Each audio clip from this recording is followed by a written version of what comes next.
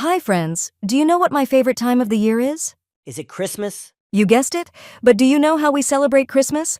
Let's take you on a Christmas adventure to find out. The first step to celebrating Christmas is decorating the Christmas tree.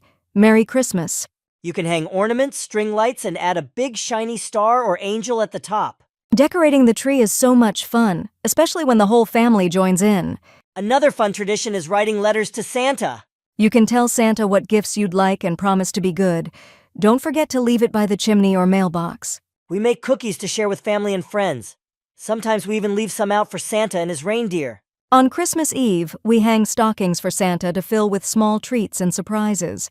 And then we go to bed early, dreaming about Christmas morning. On Christmas morning, we wake up early to open presents.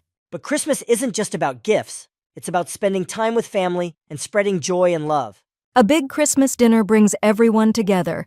We share stories, laugh, and enjoy the holiday spirit. And don't forget, Christmas is also a time to help others. We can donate toys, food, or clothes to people in need.